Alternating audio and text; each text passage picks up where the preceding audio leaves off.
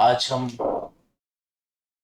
हमारे muscular system के बाद सर्कुलेटरी सिस्टम पढ़ रहे हैं, यानी ब्लड सर्कुलेटरी सिस्टम।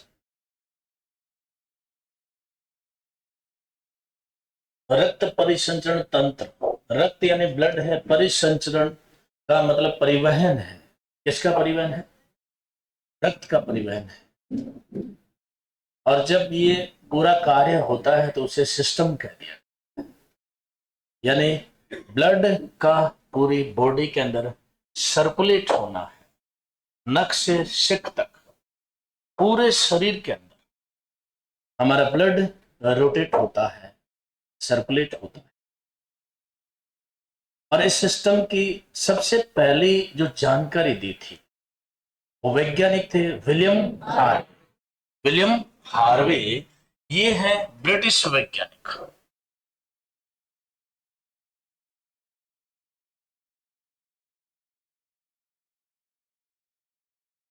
लिख लें आप।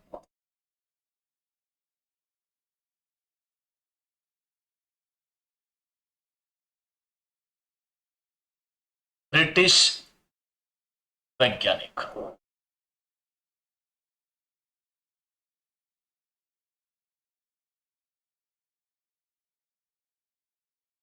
इंग्लैंड के ये वैज्ञानिक है विलियम हार्वी। इन्होंने सबसे पहले ये पता लगाया कि हमारे अंदर ब्लड सर्कुलेट करता है, परिवहन करता है।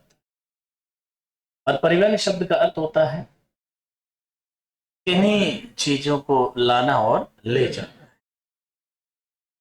तो रक्त क्या करता है, यानी ब्लड हमारे शरीर के विभिन्न अंगों तक विभिन्न प्रकार की जो भी हमारी जरूरतें हैं, जो चीजें हैं, पौष्टिक तत्व हैं, ऑक्सीजन है, ये अंगों तक ले जाता है और वहां से अपशिष्ट पदार्थों को उठाता है। जो केमिकल प्रोसेस से अपशिष्ट बने हैं उनको वहां से उठाकर लेकर आता है, मोस्टली हमारी किडनीज के अंदर। हमारे जो गुर्दे हैं, हमारी किडनियां हैं, यहां वो अपशिष्ट पदार्थों को लेकर आता है ब्लड, और यहां पर छोड़ देता है। किन में छोड़ देता है? किडनियों में छोड़ देता है। और किडनी के अंदर होती है छनन क्रिया, प्यूरिफिकेशन प्रोसेस होती है। ब्लड छनता है यहां पर, तो यूरिया, यूरिक एसिड और अमोनिया जैसे खतरनाक जो पदार्थ जो हमारे शरीर के लिए बहुत ही ज्यादा नुकसानदायक है, ये यहां पर छनकर यूरिन के माध्यम से शरीर से बाहर निकल जाता है। और इनको शरीर से बाहर निकालना बहुत जरूरी होता है, नहीं तो ये एसिड यानी बहुत ही अम्लीयता लेवे अपने बॉडी को नुकसान पहुंचा सकते हैं।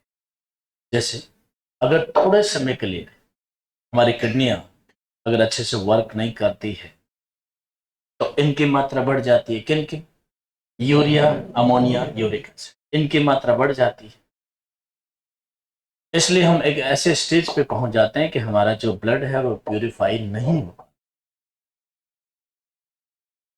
इसलिए ब्लड हमारा एक वो माध्यम है जिसके माध्यम से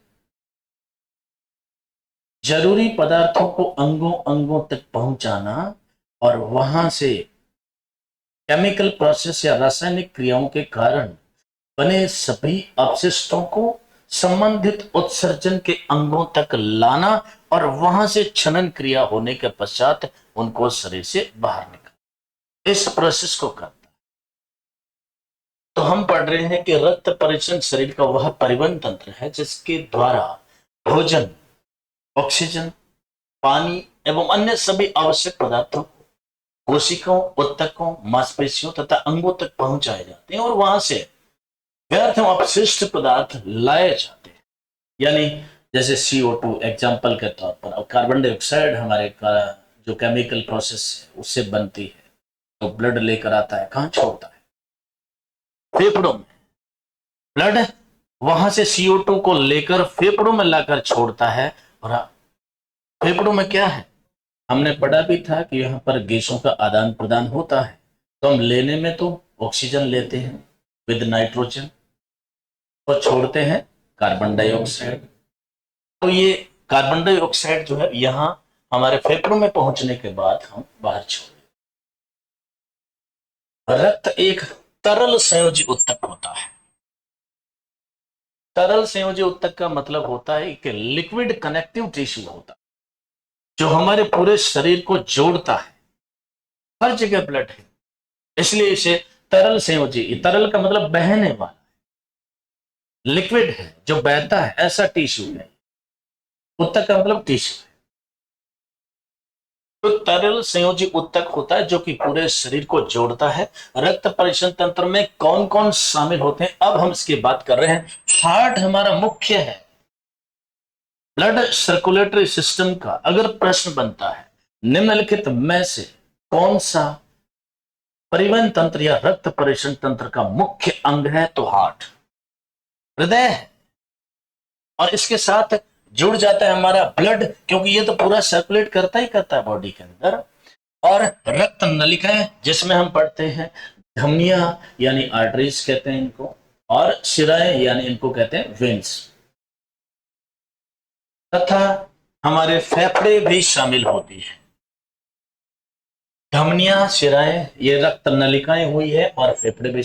ओवरऑल हमने पढ़ा कि ब्लड सर्कुलेशन के अंदर मुख्य अंग हार्ट, और उसके बाद है ब्लड, और उसके बाद में ब्लड वेजल्स या रक्त नलिकाएं या नसें, आर्टरीज एंड वेन्स, और हमारे फेफड़े यानी लंग्स। ये मिलकर इस पूरे सिस्टम को निभाते हैं, यानी ब्लड सर्कुलेटरी सिस्टम पूरा करते हैं। अब हम बात करें कि रक्त में प्लाज्मा की मात्रा, यानी रक्त का या हमारा जो सर्कुलेशन जो चल रहा है, इसमें जो संगठन है ब्लड का, उसमें क्या क्या शामिल होता है। ब्लड में यानी रक्त में प्लाज्मा की मात्रा 55% होती है। प्लाज्मा एक गाढ़ा, एक लस सा पदार्थ होता है जो ब्लड के अंदर है, और उसका होना भी जरूरी है, क्योंकि हमारे ब्लड के अंदर 3 प्रकार की सेल्स होती है जिन्हें ब्लड सेल्स कहते हैं, रक्त कोशिकाएं कहते हैं, आरबीसी, डब्ल्यूबीसी और प्लेटलेट्स। उनको गति भी तो करानी है। गति कराने के लिए हमें एक गाढ़े पदार्थ की आवश्यकता है, एक लिक्विड की आवश्यकता है। उस लिक्विड को हम क्या कहते हैं, प्लाज्मा कहते हैं। उसी प्लाज्मा कहते हैं। ये 55% होता है, तथा रक्त कणिकाएं यानी ब्लड जो सेल्स होती है वो कितनी है, 45%। 45% ये ब्लड सेल्स होती है, या इंग्लिश में हमने थोड़ा कि ब्लड का जो कंपोजिशन है वो है प्लाज्मा, उसके बाद आरबीसी, डब्ल्यूबीसी, प्लेटलेट्स। यानी प्लाज्मा, आरबीसी, डब्ल्यूबीसी और प्लेटलेट्स, इनसे बनता है हमारा ब्लड।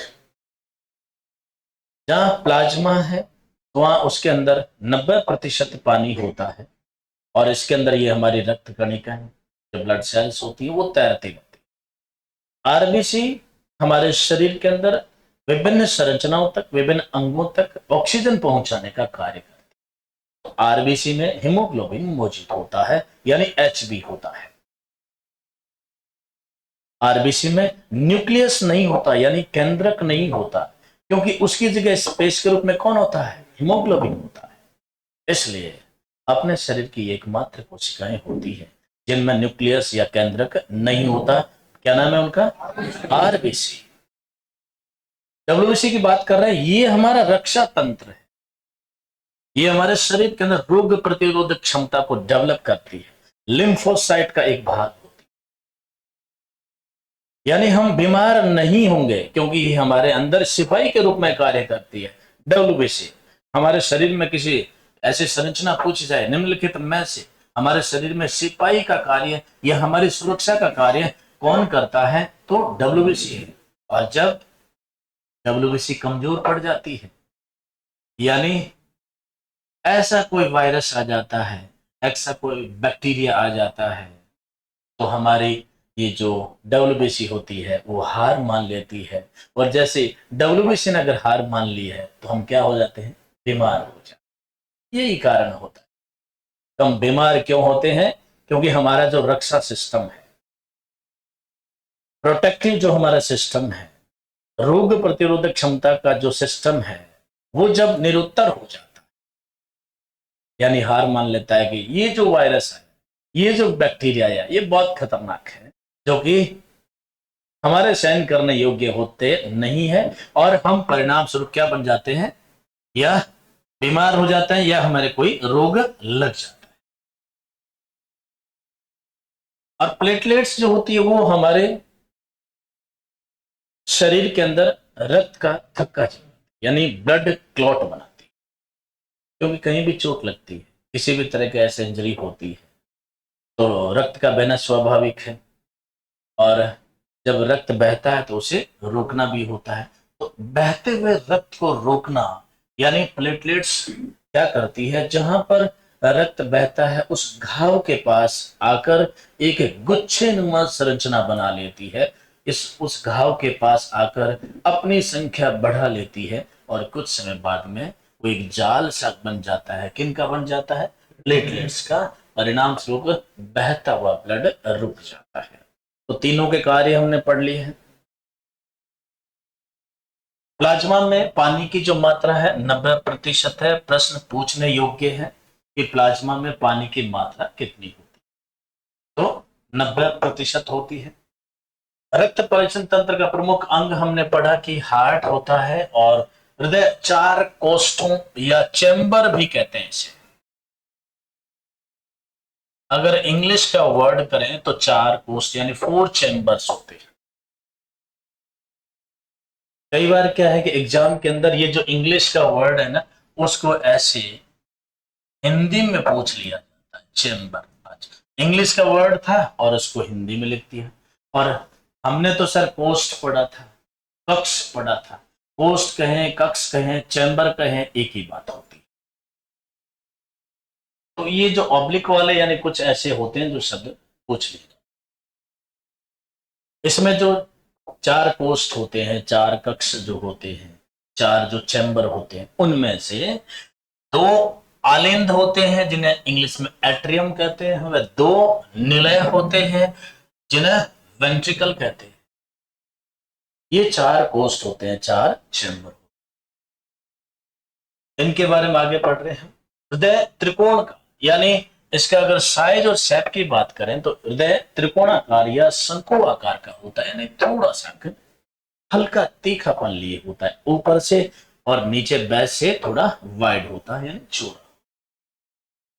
जो छाती में थोड़ा बाईं ओर होता है, पूरा बाईं ओर नहीं होता है। हार्ट हमारी छाती में, हमारी जो स्टर्नम बोन है, हमने पढ़ा था स्टर्नम जो बोन होती है कहां होती है बताइए? हमारे रिबस, जो पसलियां हैं ऊपर से जो 7 रिबस है, वो हमारे स्टर्नम बोन से जुड़ी हुई होती है। तो जस्ट हमारे ये स्टर्नम है, और स्टर्नम के जस्ट इस साइड के अंदर यानी इस कंडीशन में थोड़ा बाईं ओर होता है, पूरा बाईं ओर नहीं होता है, तथा थोड़ा तिरछा भी होता है, थोड़ा तिरछा भी होता है। हृदय सबसे बड़ा ब्लड पंपिंग स्टेशन हमारे अंदर होता है, जैसे कि हमने पहले भी बात की कि ब्लड को सर्कुलेट करने में मुख्य जो भूमिका वो किसकी है? दाएं आलिंद व दाएं निलय के बीच त्रिकपाट पाए जाते हैं। प्रश्न यहां पर बनता है, हार्ट के अंदर दो भाग होते हैं, एक तो दाया, दाया यानी राइट, और एक बाया, बाया यानी लेफ्ट। दो भाग है, और दोनों भागों में रक्त की प्रकृति देखें तो एक भाग जो दाया है उसमें अशुद्ध रक्त होता है, और जो बाया है यानी लेफ्ट है उसमें शुद्ध रक्त होता है। तो जहां पर अशुद्ध रक्त की बात करें, यानी जो दाया भाग है चार कोष्ठ में, इस एक बार चित्र को हम सबसे पहले देख लेते हैं। इस चित्र को हम सबसे पहले देख लेते हैं, ये हार्ट का चित्र है। इसके अंदर अगर मैं यहां पर एक रेखा इस तरह से खींच दूं, तो ये देखिए राइट वेंट्रिकल का मतलब क्या है? दाया निलय है। मैं इसे यहां लिख दूंगा कि ये दाया भाग है। ये क्या है? दाया भाग। और ये कौन सा है? बाया भाग। इसे क्या है? बस दो शब्द सांकेतिक रूप से बहुत होते हैं कि हार्ट के अंदर ये दो भाग है। इसका मतलब जो हमारा राइट साइड का, देखिए सामने से ऐसे इस चित्र के अंदर आपको इस तरह से लग रहा है, लेकिन जैसे सामने घूम कर आएगा तो इस साइड में क्या आ जाएगा, और राइट आ जाएगा, दायां साइड आ जाएगा, और इस साइड में। अब क्या है, एक बार इसकी सर्कुलेशन हम देख लेते हैं।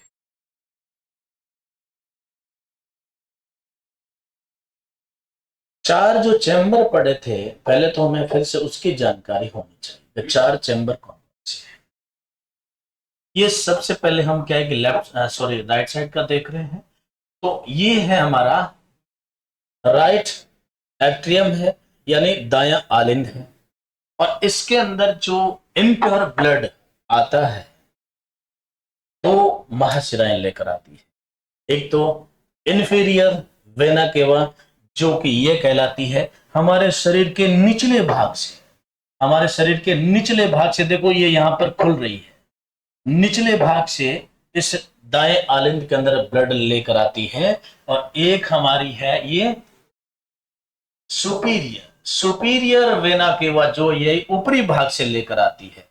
और दोनों यहां पर इस आलिंद के अंदर ब्लड को खाली कर, और जैसे ही प्रेशर बढ़ता है आलिंद का, यानी जैसे ही आलिंद का प्रेशर बढ़ता है तो ये यहां पर त्रिकपाट है, और त्रिकपाट खुल जाते हैं, बंद हो जाते हैं बार बार। देखिए ऐसे आवाज आती है, लबडब लबडब लबडब लबडब, ये आवाज इन्वॉल्व की होती है।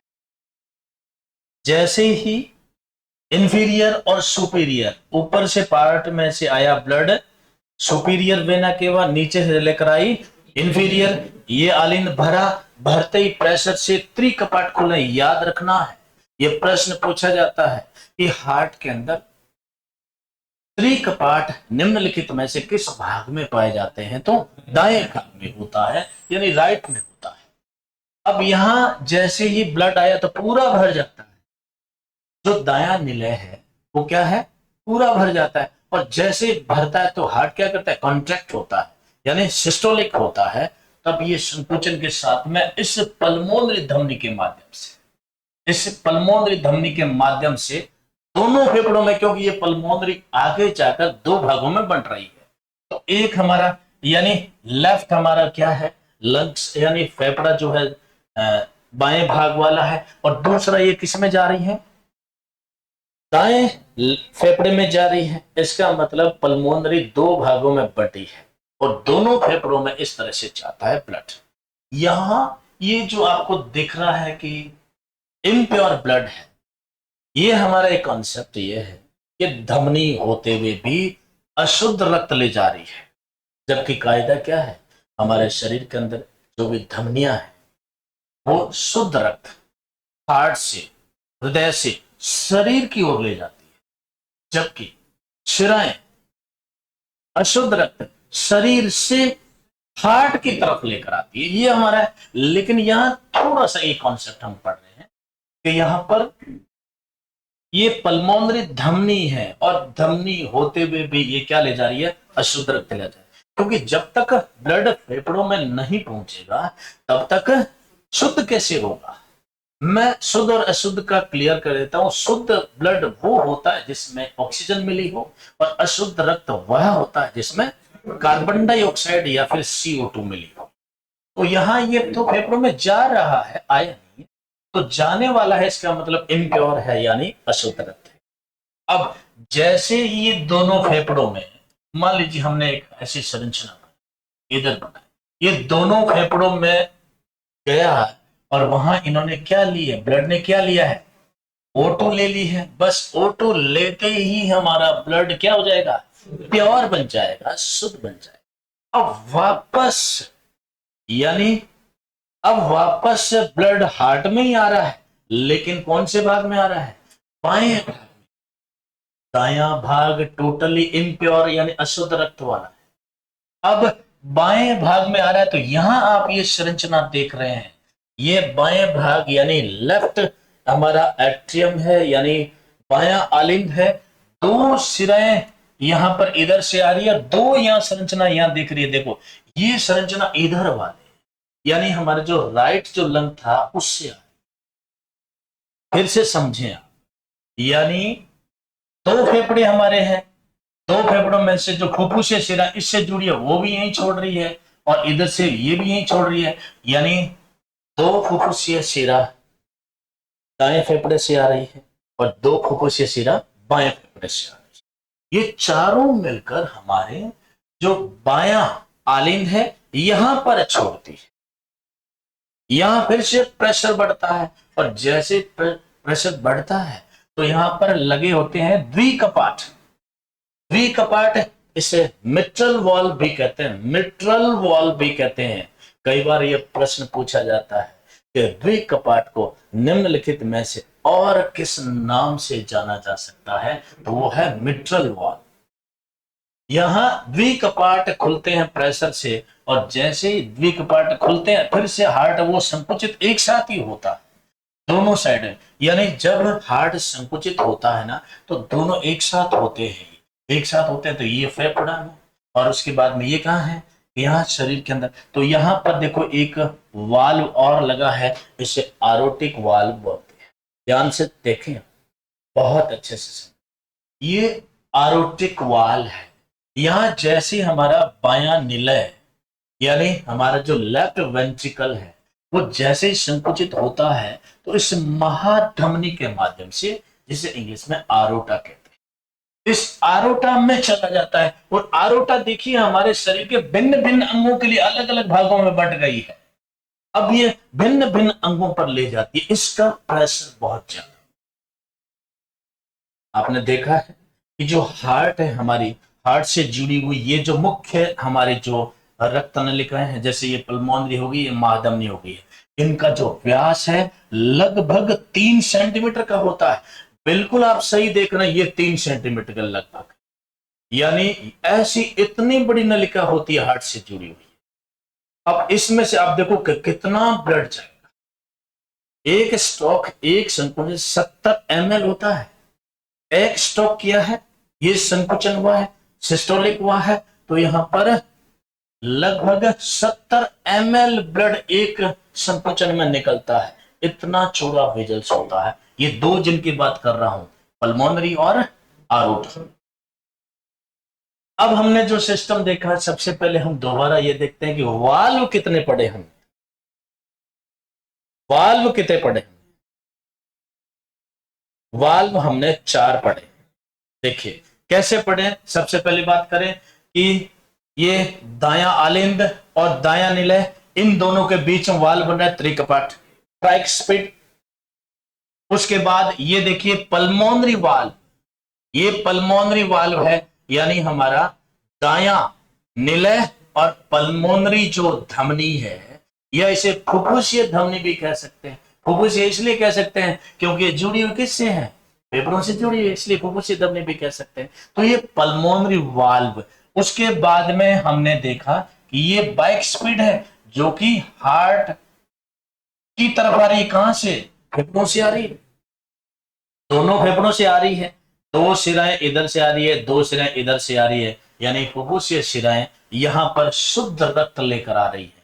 जिस तरह से पल्मोनरी ले जा रही थी अशुद्ध रक्त, इसी तरह से ये शिराएं होते हुए भी, ये शिराएं हैं लेकिन इनका जुड़ाव किन से है, फेफड़ों से है। और फेफड़ों से जो भी ब्लड आएगा वो कैसा होगा, शुद्ध होगा। इसलिए ये शिराएं होते हुए भी इनमें शुद्ध रक्त बहता है। प्रश्न बनता है कि फुफ्फुसीय शिराओं में निम्नलिखित में से किस प्रकार का रक्त बहता है।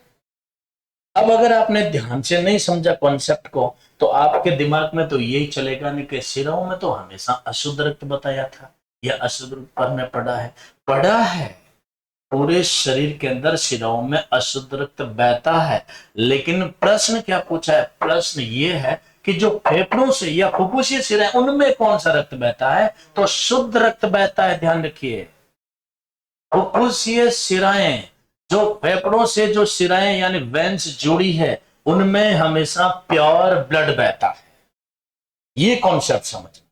और जो हमारी पल्मोनरी धमनी जो फेफड़ों से जुड़ी हुई है, उसमें कौन सा बहता है, अशुद्ध बहता है। जबकि और बॉडी में हमारे जितने भी शरीर में जो धमनियां होती है, उनमें कौन सा रक्त बहता है, शुद्ध रक्त बहता है। जबकि ये पल्मोनरी क्या ले जा रही है, अशुद्ध लिखते हैं। इसे समझना है, प्रश्न यहां बनता है।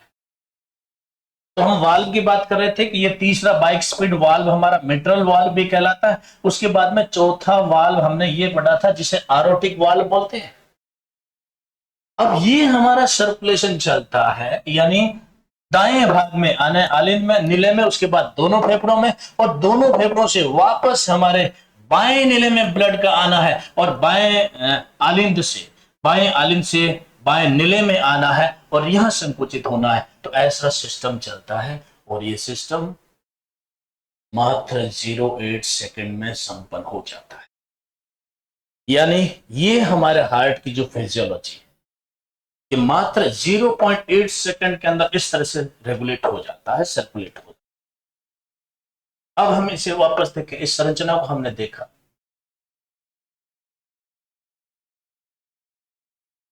हमने पढ़ा कि दाएं आलिंद व दाएं नीले के बीच त्रिकपाट यानी ट्राइस्पिड वाल्व पाए जाते हैं। बाएं आलिंद व बाएं नीले के बीच द्विकपाट, इसे मिट्रल वाल्व के रूप में भी जाना जाता है, और इंग्लिश में इसे कहते हैं तो बाइस्पिड वाल्व भी कहते हैं। द्विकपाट कहें, उसे त्रिकपाट बोला था, कौन सा, जो दाएं भाग वाला था। और दाएं नीले व फुफ्फुसीय धमनी के बीच का वाल्व पल्मोनरी हमने पढ़ा था। यानी पल्मोनरी वाल्व का मतलब होता है कि दाएं नीले व फुफ्फुसीय धमनी के बीच, तो ये आपका दाएं नीले है और ये फुफ्फुसीय धमनी है, तो इसके बीच जो वाल्व है वो कौन सा है, पल्मोनरी वाल्व है। इसी तरह हम फिर से देखें कि बाएं नीले व महाधमनी यानी आरोटा के बीच वाल्व कौन सा है, आरोटिक।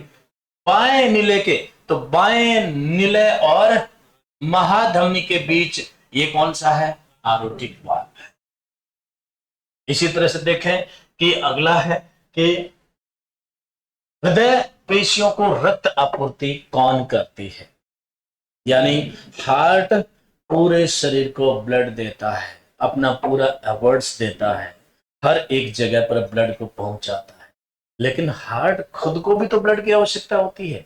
बहुत अच्छा प्रश्न बन रहा है कि हृदय की पेशियों यानी हार्ट जो बना है उसकी पेशियों को ब्लड कौन देता है या ब्लड सप्लाई कौन देता है, तो वो है कोरोनरी धमनियां, यानी इंग्लिश में कहें तो कोरोनरी आर्टरीज, क्योंकि धमनी को इंग्लिश में आर्टरी कहते हैं।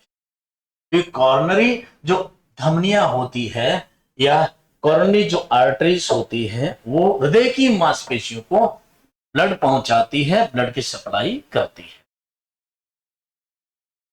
तो हमने ये पूरा देख लिया। देखो 4 जो चैम्बर है आपके समझ आ गया, फिर से बात करेंगे हम। बताओ 4 चैम्बर, 4 कोष्ठ कहां है हार्ट के अंदर? क्या ये है पहला यानी दायां आलिंद, दूसरा कक्ष कौन सा है, दायां निलय, और तीसरा कक्ष बायां आलिंद, और चौथा कक्ष कौन सा है, ये हमें ये 4 कोष्ठ होते, ये 4 चैम्बर होते। और हमने बात भी करी, तो फिर से हम बात इसको दोहरा लें। ये जो एक दायां भाग है और ये जो बायां भाग है, इन दोनों का आपस में कनेक्शन बिल्कुल नहीं है, इनकी क्रियाविधि अलग है। यानी ये दोनों पार्ट अपने आप में जुड़े हुए नहीं है, इनमें आपस में ब्लड का लेन देन नहीं होता है। अब देखिए इस क्षेत्र को, ये जो हमारा दायां भाग है, इम्प्योर ब्लड इसके अंदर आ रहा है और आगे किस में जा रहा है, फेफड़ों में जा रहा है, और दोनों फेफड़ों से वापस किस में आ रहा है, बाएं भाग में आ रहा है। और बाएं भाग क्या कर रहा है, शरीर को सप्लाई कर रहा है। कहीं भी इन दोनों में आपस में कोई जुड़ाव नहीं।